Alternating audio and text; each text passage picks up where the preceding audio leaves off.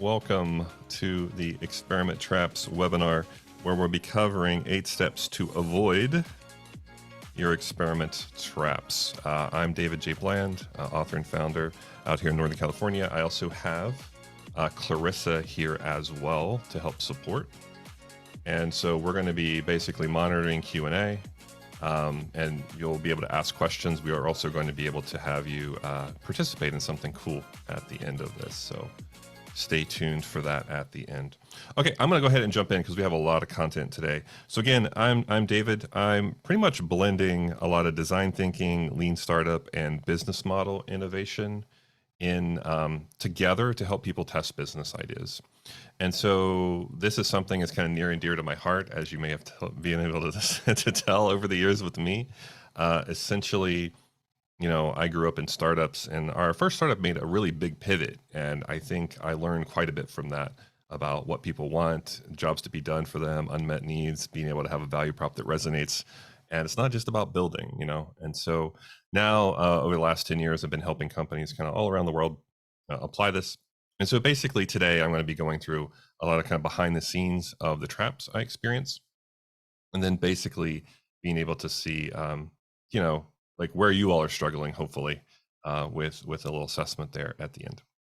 So a lot of this is going to be coming out of testing business ideas. I put some things in traps, but it was near the end of the book. And I just wanted to kind of pause and spend some time with everybody and kind of elaborate a bit more on those traps, because there's a reason I included them. People end up, you know, basically running into these when I'm coaching them around the world. And so the traps are going to be on kind of familiar with some of those who've flipped to the back of testing business ideas. I've noticed this isn't a book that people really read front to back. It's more of a textbook and a reference guide that folks really have on their desk, or they loan out to new hires, I've seen. And so just being able to kind of, you know, flip through some of the content, I think, is what people really value, and just having it as something to come back and refer to. So, again, I'll try to stick around. I'm going to be sharing some assessment work with you all at the end, and kind of test out an MVP with you all. So I'm really curious, you know, what your feedback is on that, even after the webinar. So let's get into experiment traps. These are things that I keep running into. I would say it's really hard to work this way over time. It can be really, I would say, exhausting, like mentally exhausting over time to work this way. And so being able to kind of navigate these traps is going to be really important if you're going to have this thing really persist and really stick at an organization over time. You know, a lot of my clients, I'm working with them for several years. So being able to kind of be aware of these, if nothing else, and then some tips and tricks on how to address those and really help you out. Give you some insights in what I see in my coaching. As we know, not everything goes as planned. And, you know, sometimes we do something and it has kind of another impact in the org, and something that maybe we didn't expect, and how to address that. So I'm going to start with the first one here. The first one is what I call the time trap, and it's basically, you know, just not dedicating enough time. Now, in this trap, I kind of see like this parallel path when it comes to, you know, parallel path with regards to learning the process and then de-risking an idea. And so when you think about it, if you only, let's say, dedicate 10 or 15% of your time to working this way, to kind of like mapping or extracting your assumptions, mapping them out, refining those, designing experiments, and going back through that loop. If you only spend 10 or 15% of your time on this, then you'll learn the process, but I have my doubts on whether or not you'll be able to de-risk an idea. It's very tough to do that in 10 or 15% of your time. Now, on the flip side, I've worked with teams in the past who dedicated 100% of their time to working this way. And while that's still not the norm, you learn the process and you're able to de-risk an opportunity inside your company. Usually those teams are cross-functional in some way. You have teams that can represent desirability, viability, and feasibility. And you have folks that can kind of organize around this and make progress. I've seen 3 to 5 person teams outperform 20, 30 person project teams that are only part-time. So it does make a difference. Now I know in your world, not everybody can essentially, you know, dedicate 100% of their time to to this kind of work. But I do see it come like a parallel track, right? So you're learning the process, plus you're actually de-risking idea. Most of my coaching isn't through case studies. It's usually testing real ideas with people. And so I prefer obviously the latter. I prefer applying it to something that you're really passionate about, that you're working on day to day. I feel like that's how you're going to learn, by putting it into action. But there are some things you can think about how to address this trap, which I find time and time again comes up almost as number one when I'm running a masterclass, or I'm in coaching a big client, or even mid-sized clients. So first off, being able to carve out time is really important. It's not something you're going to be able to do in your spare time and have a big impact. So it's similar to my first comment where I said, be careful about just spending 10 to 15% of your time working this way. You're not going to de-risk something. You learn the process, but you're not actually having the outcome. The goal isn't really to learn the process. The goal is to reduce uncertainty in a new product, service, or business idea. And so carving out time does require often bigger companies getting buy-in from leadership and having them essentially, basically, like, take some responsibility off your plate so you have time to work this way. I find this with coaches as well. If I'm training internal companies or internal coaches in a big company, being able to carve out time for them to do coaching and not just have it on addition to everything else they're trying to do. Also, what I think really helps is basically setting aside weekly goals. If you don't have goals, I find that it's tough to continue to kind of go back and test and repeat and learn and over again. And so I like weekly goals. If your team works a bit slower, that's not a big deal if they're bi-weekly goals. But this idea of you have a goal of what you want to learn, sometimes we call these learning goals. And we're kind of aligning our work around that and making sure that we're de-risking what we're working on. So it's not just about delivery, it's also about doing discovery and about doing validation, and then finding out this is an opportunity we should invest in. So this is one that I just wanted to bring up because I feel like it keeps happening. It's usually a combination of not understanding the why of why we're working this way, and also not having leaders be taking responsibility off your plate and giving you space to work this way. But if it's like in a hackathon once a quarter, or nights and weekends working on stuff, I don't feel like it's going to have the impact unless you dedicate more than 10 or 15% of your time to this. Ideally, with some kind of team that can represent those three themes of desirable, viable, and feasible. Next, I want to go through outsourcing testing. And this is somewhat controversial. I've had this come up in some of my workshops and coaching where folks were almost feel a bit defensive about this one. And I kind of want to clarify that, because it's not meant to make you all defensive when I bring this one up. But this idea of when you're outsourcing what you should be doing and learning yourself. Now, if you look at some of the early stage kind of unicorn companies, right, they didn't outsource a lot of the stuff early on. They kind of did it themselves. They needed to learn what it took to, find people online that wanted to buy shoes and then, ship them to them and everything else. Even some of my larger clients will hand deliver product to people early stage just to learn about, okay, did what we create in that small batch, did it solve for jobs, pains, and gains? Did it meet their unmet needs? Did they understand the value prop, get feedback? It's not statistically significant, but it's a lot of that qualitative insight is really, really helpful early stage. And so I'm not saying you shouldn't outsource any of your testing, but I think, the companies I'm working with now, I'm not trying to create some kind of learned dependency with me on them. I'm really trying to get them to learn how to do this themselves so I can back away. So that's why I train their teams. That's why I train their sponsors. That's why I train coaches and get the capabilities built up so I can watch them take it and run with it in ways I couldn't even imagine.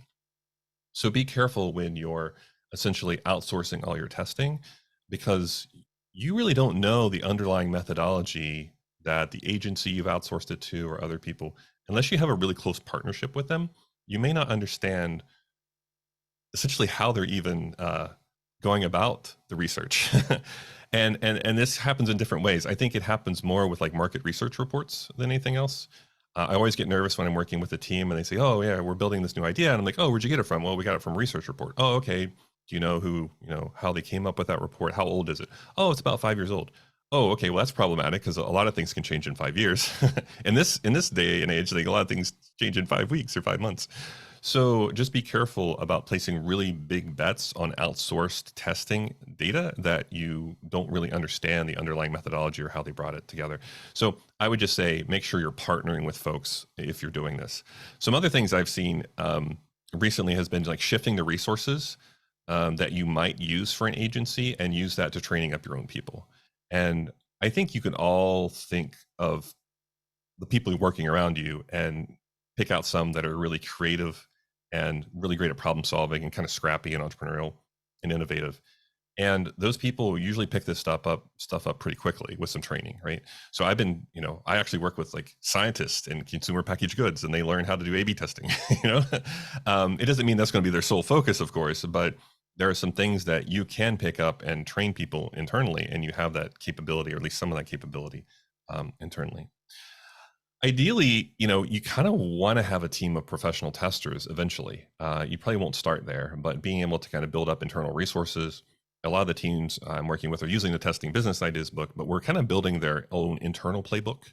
And so they're able to basically essentially kind of have a playbook of things that they can lean on versus like recreating everything every time, right? They have templates, they have artifacts, they have ways to put together explainer videos and brochures and other things like that that are housed internally, almost like a recipe list that's very complementary to the book. So this idea of having internal resources, having a team that knows how to do this stuff, being able to cross-pollinate is super important. All right, so this one comes up quite a bit, which is basically too few experiments, where I want to focus on the few part, because usually what's happening is you're only conducting like one experiment. When I say too few, it's almost like one for your most important hypothesis.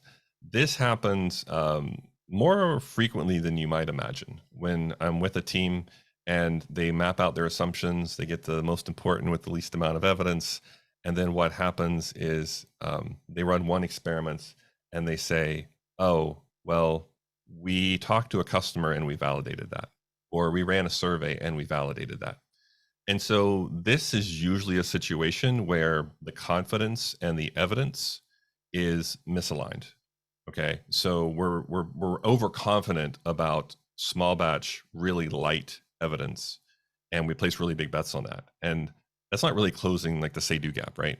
And so usually what happens is you need to run more than one experiment over time, and usually for the same hypothesis. It's very rarely do you, unless it's like a physics-based feasibility assumption where it's like, well, the laws of physics determine if we do this, then it's pass or fail. But basically, anything desirability, viability related, quite often, I'm seeing teams run multiple experiments to generate sort of directional evidence on whether or not they're on the right path. And so one of the ways to think about that is to just make it clear from the get-go that you're going to be conducting multiple experiments for important hypotheses. And so I have teams where I'm working through and coaching them, and sometimes they'll say, well, we want to bundle up 2 or 3 hypotheses into one experiment. And usually that's a bad idea. There might be some exceptions there where they're just so tightly related, but most of the time that's a bad idea because there's so many different variables, and the idea that you can knock out 2 or 3 of your riskiest assumptions by just running one experiment, it's going to be a giant experiment. It's going to have a lot of variables, and you're not going to know what basically caused the success or fail because there's so many variables. On the other side, what I often recommend is, okay, let's have a one-to-many representation instead of many assumptions to one experiment. Let's have one experiment to many one assumption to have many experiments, right? And so this idea of we have one desirability assumption that's really risky. Let's design multiple experiments for that because it's going to be more than just running a survey or conducting an interview. It's going to take more than that to prove or disprove it. The other thing is being able to kind of differentiate between weak or what we use now beyond the book. We use light evidence quite often now. We've been kind of phasing out the weak language over time, just mostly because when we communicate things, we don't want to say, oh, we spent like 10 to 12 weeks on something and it was just weak evidence. It's more like, oh, no, it's light directional evidence. It may be like a semantics thing, but I find that people are more receptive to the word light. So we've been using light quite a bit in this. But this idea of kind of what people say versus what they do, I would say that comes up time and time again as maybe the top thing when I do my little evidence drawing and talk people through strength of evidence. It's like, oh, how do we close the say-do gap? Because I think we've all probably been burnt building something on what people said they would want or what they answered in a survey, and then essentially, we're wrong because their actions were very different than what they said or what they wrote in the survey. And so this idea of being able to differentiate between weak and light evidence is really important. Also, this idea of kind of reducing or decreasing uncertainty as you increase the strength of evidence. And I know you all see like these drawings all the time where we're kind of have arrows going down and arrows going up, and I know they might get confusing, but the way I try to explain this with my clients is that when uncertainty is really high, you want to keep your fidelity low, and you want to go after light evidence, like directional evidence. And that's mostly the discovery section of the book. A lot of those discovery experiments, you'll notice, you're trying to go from almost no evidence to light evidence when you go through discovery. And in that, being able to also say, okay, as we learn more, give ourselves permission to increase the fidelity of our experiments and do something that's going to generate a little stronger evidence and a little stronger and a little stronger. And before you know it, you're in the validation section of the book, in the library, and you're doing, you're finally like building an MVP and all that. But I usually don't start with those really heavy validation experiments when uncertainty is really high, because even though they're relatively small compared to building the whole thing, it's still a lot of work, and you need to have a lot of different inputs in to figure out what to build, even with an MVP. So what I recommend is usually starting with something light directional, and then being able to kind of build upon that over time, and then decrease uncertainty over time. But that's a whole spectrum of experiments, right? You're not just doing one and then checking the box and saying, yep, validated that, validated that, validated that. Even when you think of your assumptions map, right? And I'll be talking about assumptions mapping here near the end. Very rarely do we have an assumption here, and we run one experiment and we're like, yep, validated it, it's good. Like this is my face when I see teams do that. It's like, no, we didn't jump from here to there in one experiment. It takes time to kind of like make our way over here, and sometimes we don't even make it all the way over there, right? We get about halfway over and realize, oh, you know what, there's something else we should focus on, or this isn't even important anymore. It's very iterative, right? So I just say, as coaches, as innovators on this call, just be mindful of the idea of, hey, I heard my team just say we ran an interview and validated that. Just stop the conversation there. Like just interject yourself and not make them defensive, but really go in and say, okay, well, how do we mean we validated that? How do we know they're going to do what they said they're going to do? And just kind of back them into that. I find this is something that's far too common with the teams I coach. I wish I could count the times that I heard, we ran a survey and validated that. We ran an interview and validated that. I think this is some of the fallout from early days lean startup, when we love to talk about validated learning and we love to talk about validation. And I think we're using that word in instances where maybe we shouldn't now. And we talk about how and we're just busy, right? We want to move fast. And so we say things like, oh yeah, that's validated. And then as a coach, or as someone who is, basically trying to help coach teams, it's really like, okay, well, can you understand why that's validated? Can you explain to me why you think that's validated, and just help work them through that? I have to say, this happens time and time again with my teams. And I don't know if it's a language thing, but I do find that, oh wow, it's just so many times I hear I validated that, and really in reality, when you look at the evidence, it was very light, small batch directional evidence, and it's nowhere close to being validated. So I think that's part of like scientific method applied to business, where we're still struggling a bit when we talk about validation. All right. Biases. I would say confirmation bias. This is by far the number one bias that I see as a trap. And it's pretty much just you're only believing the evidence that agrees with your hypothesis. Now, biases have kept us alive as a species for quite some time. And so I'm not saying we can completely eliminate biases, or their biases are bad, or I'm not saying anything like that. But I'm saying when you take kind of this check the box mentality to experimentation, and you view it as just something you need to do to get to the point where you get more money to build the thing you want to build anyway. There's not much of a mindset shift there. Your mental model, it's not really, it's not really having you question your assumptions and sort of your worldviews a bit. So this I find is really tricky to navigate inside companies, because even me, if I'm spending a long time with a company, they call it getting pickled. It's like when you're around a company so long that you almost like become part of the system, and then you aren't necessarily questioning things as much as you might have before, because you're literally like being assimilated into the culture. I try to really be careful of that, because I do have a lot of companies I've worked with for a while. And one of the things that I really try to keep a check on is, okay, are we setting the bar too low here? Are we just jumping ahead? And what'll happen is we'll say, okay, well, we already tested that, so let's just jump ahead and test some other stuff for way further down the road than it should be. And so this happens sometimes with teams. And I have to say, from a bias point of view, this idea of just being able to not want to be wrong, I don't want to be proven wrong. It's really, really hard for people to grapple with. Now, this is a long history of there are a long history of reasons why this is the case, especially out here in the United States, right?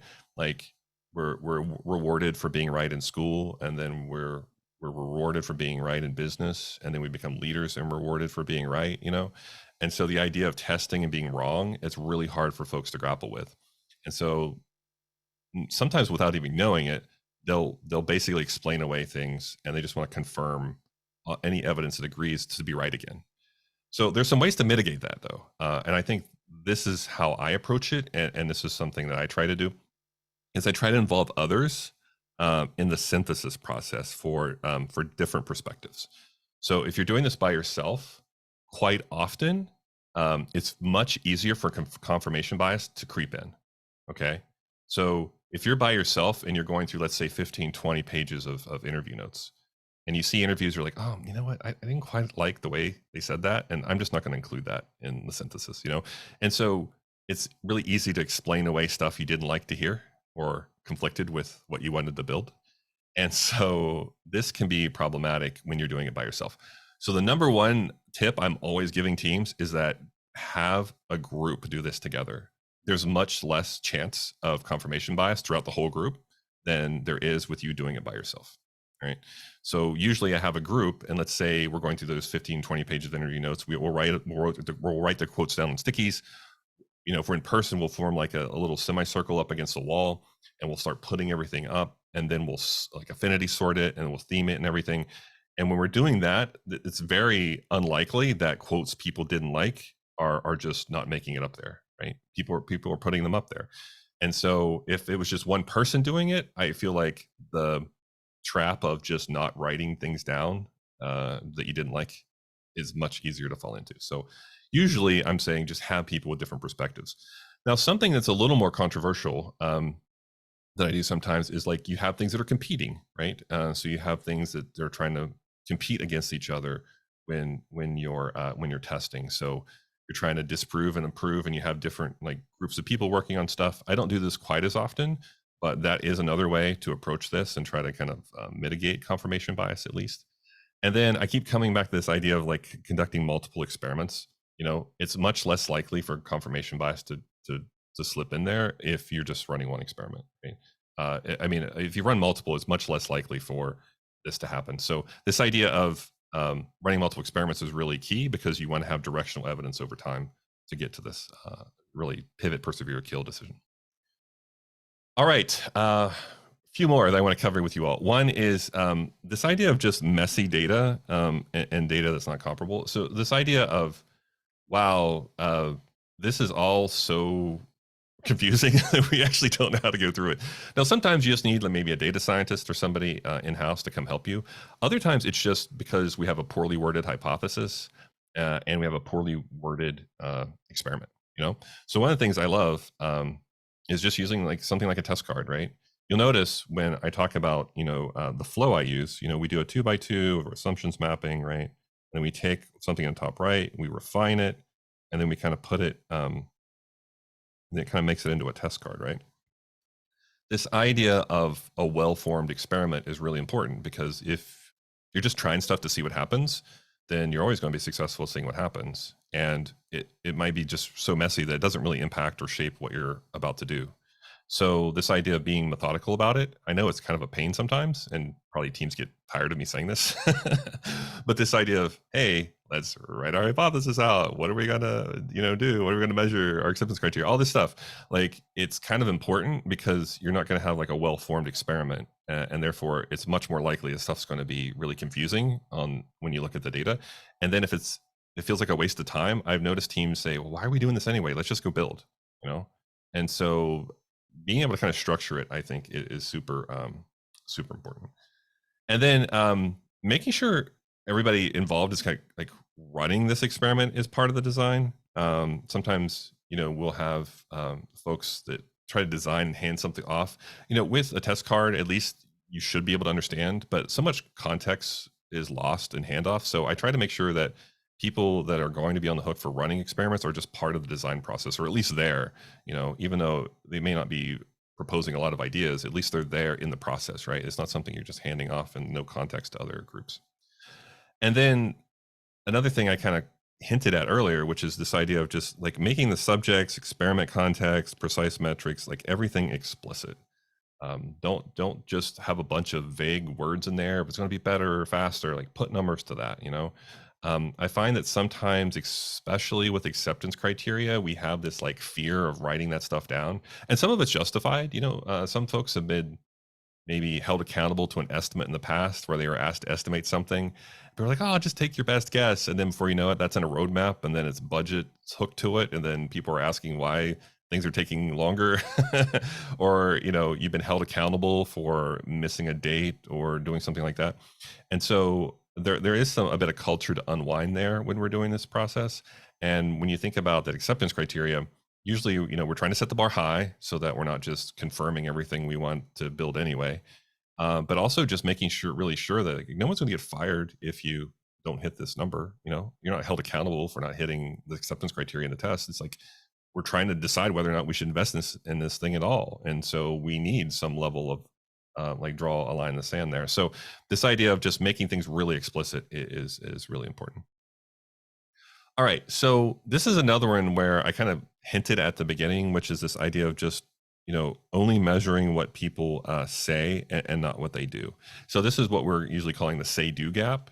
And I come back to that statement of, oh, I ran an interview and I validated that.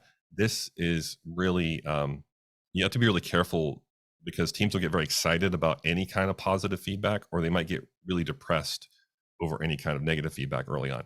So as a coach, I'm trying to make sure teams aren't too excited or too depressed after that first set of interviews, basically.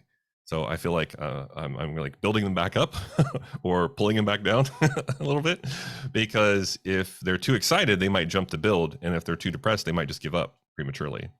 And so, if you think of this as like, a 10 to 12 week process, right? You shouldn't be giving up in week one. And so it does take time to get directional evidence whether or not you should pivot, persevere, or kill the idea. And so just giving up on the first one, or just jumping to build too soon, can be problematic. So I hate to say it, I don't think people intentionally lie. I just think there's just like some really strong behavioral science and cognitive stuff we can point to in the past where it's like a spouse theory in action of like what people think or how they think they'll behave in a situation and how they actually behave in the situation. There's a gap. Just don't go off and build because somebody said they would use it or said they would buy it in a future hypothetical situation.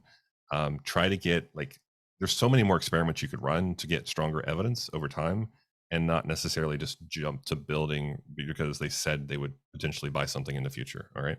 And you shouldn't really be structuring your interviews that way anyway. You should always be like really probing or asking why, or getting to past situations where they've done something and it's cost them money or is very painful. Look for past experiences on that. And then running call to action, or we call CTA experiments, also kind of helps here, where you can even have a CTA at the end of your interview, right? You could have, oh, okay, then here's a link to sign up, or an email to contact us, or a phone number. Have something that requires them to take action, and see, even though it's really probably still a little bit light evidence, it's at least it's them taking action on something. So you're just beginning to close that gap a little bit. And then I always talk about, when I talked about this fidelity and uncertainty and like increasing stuff over time, this idea of just generating evidence that gets like as close as possible to the real world over time. So, there are diminishing returns to just continue to run interviews and surveys. You're not necessarily getting closer to the real world experience that you're trying to build and create for people. And so you do want to edge closer. And that's why I say increase the fidelity over time, because you want to increase the fidelity and kind of close the gap between what you're trying to do in the real world. So eventually, when you get to some kind of MVP or minimum viable product, that it is something that there's real value exchange, right? You're actually solving a problem and they're paying for it even. But you have to kind of work your way to that. But you want to just get beyond what people say. Now, it doesn't mean you stop talking to them later. A lot of my teams, they'll interview customers every week, and I think it's really good to stay in touch with your customers. But basically, you don't want to necessarily stay in this loop of, well, we kind of created our assumptions map, right? And we have some stuff here in the top right. And to validate that, we're going to just basically do interviews and surveys over and over and over again. It's not going to move it over, it's just light directional evidence. And so you need to get to call to action, need to get to other experiments that are going to kind of give you stronger evidence over time and kind of close that say-do gap. I would say that say-do gap keeps coming up time and time again with a lot of teams I'm coaching. Okay, a couple more. So one, analysis paralysis. I do see this sometimes. It's more of a cultural thing where we're basically just overthinking. Like we're not basically making decisions. So, a lot of times I draw kind of this infinity loop kind of thing of business design and testing. And you've all seen me kind of draw this over and over and over again. So I'm just kind of sketching it lightweight here today. But this idea of we're going to take what we learn and put it into action is really important. And we have diminishing returns on just like resorting the data over and over and over again, or looking at it in 15,000 different ways. Like it's almost like a way for us to avoid making decisions and making progress. And the point isn't running experiments. The point is like de-risking your idea, And so this idea of taking what you've learned and putting it in action is really important. So this, sometimes I see teams stuck in this loop. And what I typically do is I try to time box stuff. So you'll notice, like even in the book and the ceremonies, I have all the ceremonies time boxed. It doesn't mean you have to follow that exactly, but at least set a time box so that you're not necessarily letting it drag out forever.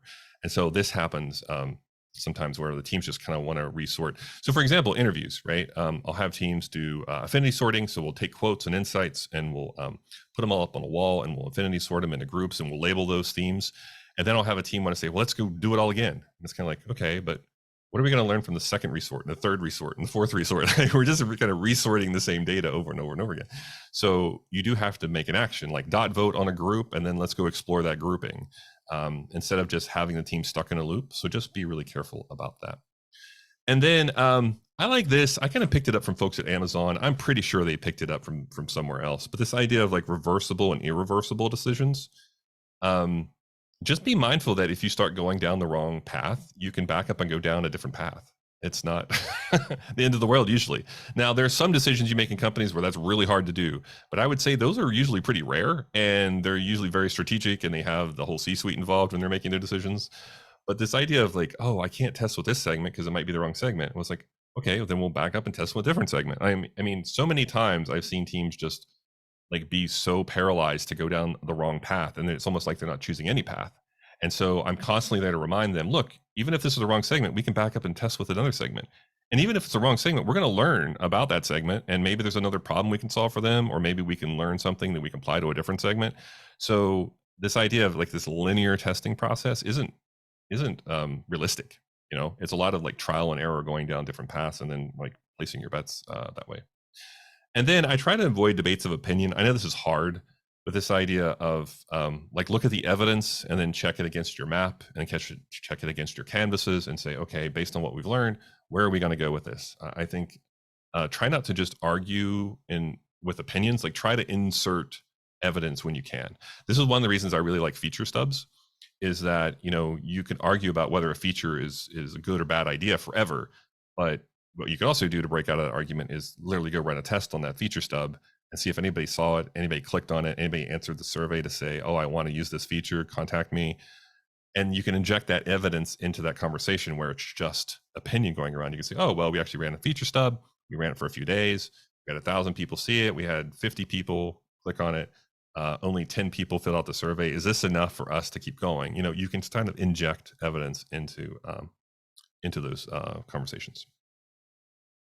Okay, and the last one I want to get to before we jump into some interactive stuff here is this idea of just failure to learn and adapt. And basically, it's just not taking time. It's kind of really related to the time trap, where we'll run experiments and then we just don't take time to go through the evidence. And so what I like to do is kind of similar to what I gave as advice earlier in this webinar. It's just basically like set aside time to synthesize your insights and then being able to adapt your idea.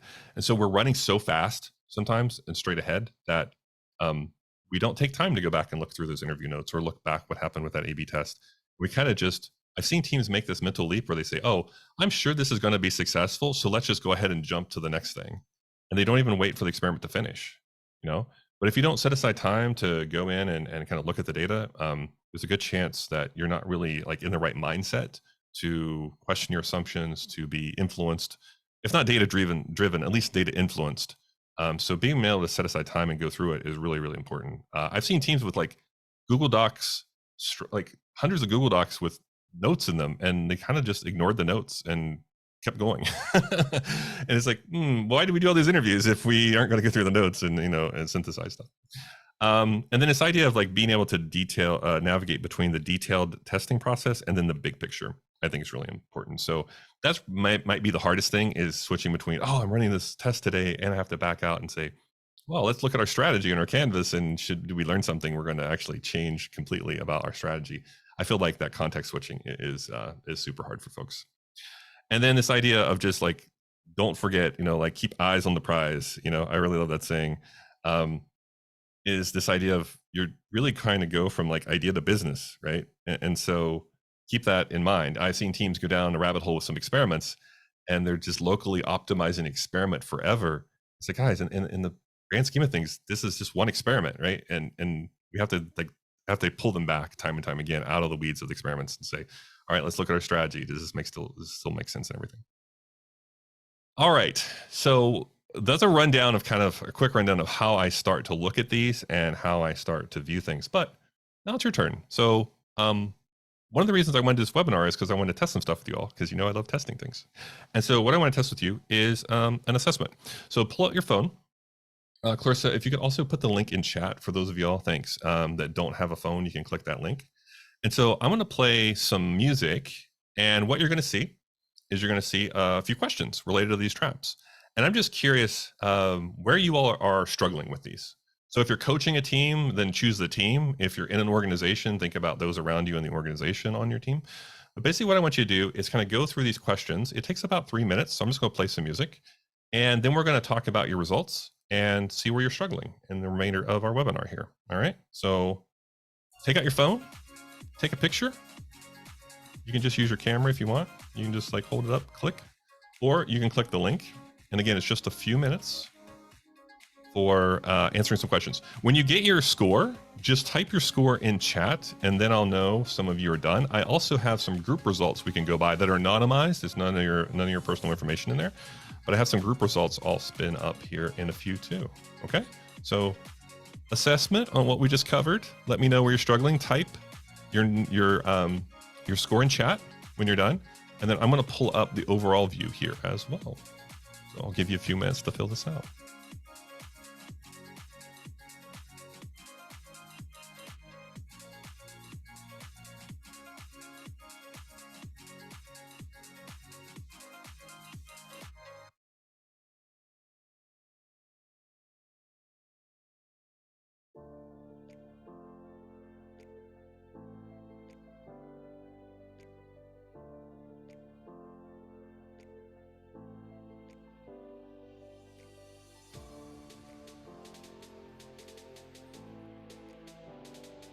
Y'all are fast. There's a lot of people. You're already done. I see the results coming in.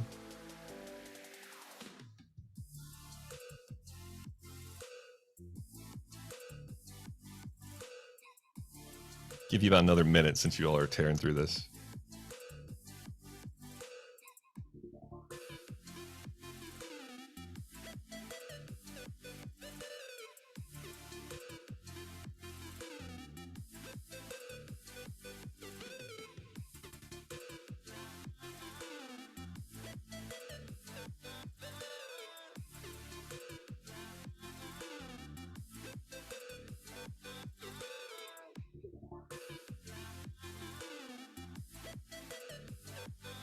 All right, let's look at some of the results here. I'm gonna share a different screen here, and we're gonna go through what you all are seeing. I see some of the scores: 3.4, 2.6.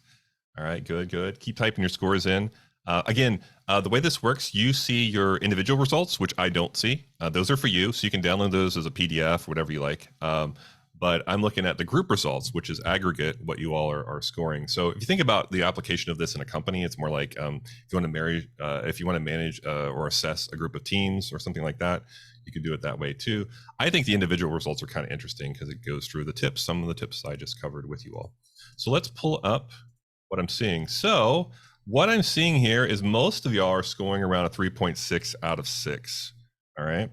So when you think about that, that's somewhere in the middle. I'm noticing here the time trap is coming up, which doesn't necessarily surprise me because that's why I led off this webinar with the time trap.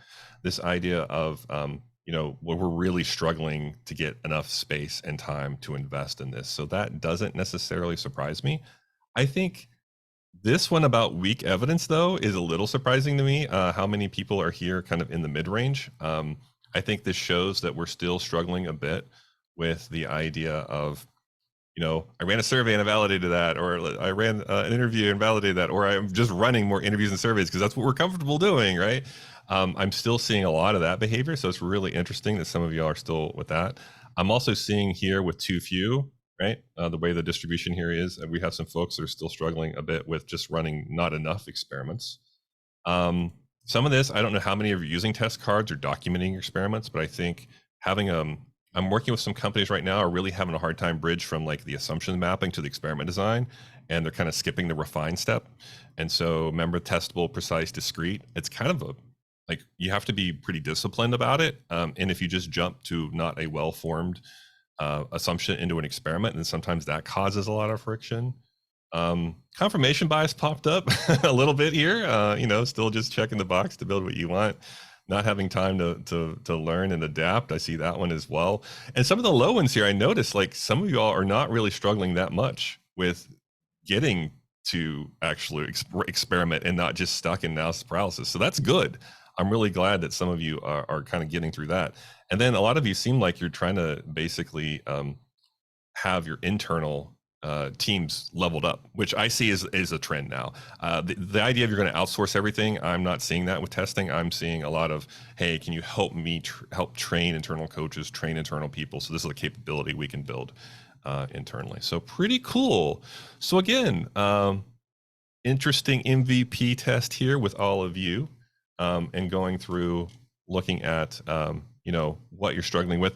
This also gives you some recommendations as well in your individual results, and it'll talk about some of the tips that I just covered with you all today. Okay, so we have a few minutes left, and I always run over, so there's a good chance I'll be doing Q&A here for a few anyway with you all. I do want to cover really quickly, I just launched an assumptions mapping fundamentals course last week. It's really self-paced. It takes you through assumptions mapping step by step. Like I coach teams, so I literally walk through an example and I say, do this and this and this, and here how are you setting up the actual session. Here's who you should invite. Here's a sample agenda. It goes really like exactly how I coach teams. So this is available for you as well. So check out the link there. Again, this is pretty new for me. I just launched this one last week, trying to get my knowledge out there in ways where, if you fill out your assumptions map and you want feedback on it, then this gives you a way to kind of go through that process. Like I was there right with you. Okay, so questions. Clarissa, how are we doing on questions? I see one in chat here. There's one in chat, yes. From Rob, which is, what is the best way to get senior leadership on board with testing business ideas? Yeah, I'm doing a lot of work with leadership in companies now. Mostly it comes down to asking them what they're worried about and then trying to back that way into a lot of the themes. So desirable, viable, feasible, and trying to get a feel for their view of what's really uncertain with some of the opportunities. Beyond that, there's a lot of cultural things I have to work through. I can draw out for a little bit. So earlier this week, I was having this conversation with leadership, and we were kind of walking through, if your goal, let's say, is to rapidly, we'll say, I'll just sketch this out really fast, so it's going to be kind of messy, like rapidly de-risk ideas. So I apologize for my drawing today. But let's say this is something that you're trying to do as a company, right? Well, there are different parts to it, and so one of it is well, you think about the teams, right? So part of this is just, can we organize around ideas, and can we do so with teams that can really resemble or at least represent desirable, viable, and feasible, right? So this idea of, can we have teams organize around some of these opportunities? But you also need, and I'm seeing this more and more, need enough ideas. Okay, so I'm seeing this come up time and time again, where I would love to see like 200 to 300 ideas in some kind of funnel or pipeline where there are different stages, but they're all pre-product market fit. If you, let's say, have 10 ideas you're working on as a company, what might happen is your teams won't let go of an idea even though the evidence isn't there, because they're afraid that they won't be able to work on another idea if they don't see anything else in the hopper, or they're afraid they'll be fired because if this idea fails, then what am I to do? So I do like having a good sample size of ideas that you could run through a process. The other thing I'm talking with leadership about is funding. So you need to have some kind of secured funding to run this process. Having at least internal VC funding, right? Or metered. Sometimes we call this metered funding, right? Having funding where we can, let's say, invest 10 or 15, 20K at the beginning, and then ramp that up as we get more evidence and we want to grow the teams and it becomes like a real business. I would say though, I'm seeing right now, I'm seeing like a less than 15% success rate on this stuff. So if you have 200, 300 ideas, I'm not seeing a lot of stuff just pass. Usually companies that are adopting this, they're killing a lot of their ideas, which is they should, because not all of them are going to be worth investing in. The other thing, having some element of coaching, whether that's internal, external, but having some internal capability where you have folks that can help out, because it is kind of somewhat a new way of working for folks. And then having some sort of library. I'll call this a test library because I'm just kind of sketching this out for you today. But I mentioned this for the book. It is having some sort of library where you can build your own playbook. Some of it can be from testing business ideas, some of it could be from outside. I don't really have a strong preference. But this idea of, we have our own kind of repeatable library of artifacts that we're building up internally that work for us, right? So if I'm working with B2B2C hardware, it's a little different than B2C software, right? And so building up a library is super important. So I know this is a lot, and it's a really long conversation to have with regards to how to get senior leadership involved. But I'm just trying to build awareness of, okay, we're going to need some kind of element of teams that we're organizing around an idea. We're going to need ideas to test. We're going to need some level of metered funding. We're going to need some level of coaching help, external, internal, or a combination of both. And then some kind of library we're building out, so we're not recreating everything every time we test. So hopefully that gives you like an idea of how I approach it strategically. But the idea is everything's kind of connected to a goal, and we're not going to do all these at once. We're going to end up going after maybe setting up some teams and having a few ideas and building out our library and our coaching, but do it like a little bit, like slices at a time. Very rarely do we have like this giant plan to just do all this at once. We're kind of iterating and testing our way through it. So that's one way I really try to get to what leadership's worried about, and then make them aware of, here are the pieces we need to make this kind of a repeatable thing that'll stick. Maybe another question. Oh yeah, thanks, Rob. Yeah, I enjoyed working with you all too. Clarissa, do we have any other ones in the Q&A? Sorry, yes, I was on mute and I didn't realize it. It says, could you share with us some examples of how testing processes could look over time? Oh yeah, I mean, over time, basically, it's going to be really clunky at the beginning. We're going to have to kind of train our intuition. Things aren't going to be always well formed. Our maps aren't going to look great. If you're putting together some kind of experiment plan, it's going to be a really rough draft, and that's okay. But what you should see over time, your team's getting more proficient at testing, and you should be building up your repertoire of tests. So I don't set my expectations so unrealistic that I expect teams to do all this perfectly the first time. Some teams kind of freak out. It's almost like being back in science class, and and they don't have great memories of that. So this idea of, hey, let's try our best, right? So even if these things aren't great, like they aren't perfectly worded at first, I'll help you refine them, and we'll get a couple refined so we can go test. And I'm more about getting momentum than anything else. It doesn't have to be perfect right out of the gate. So this idea of getting momentum and then showing the results and socializing that over time. And eventually what will happen is you'll start being able to socialize some of your wins. You'll be able to talk about the really creative experiments you did that maybe people hadn't thought of before. You'll be able to kind of build that, build those artifacts out over time. So I try to take the approach of, let's like work with the team, kind of meet them kind of where they are, half step ahead, and then work through this process of, let's get this loop going and get momentum with the loop, and not overwhelm them. And so that's my approach. I think some other people approach it differently, but I'm pretty much like, you all have seen me enough that you probably get my vibe on how I coach teams.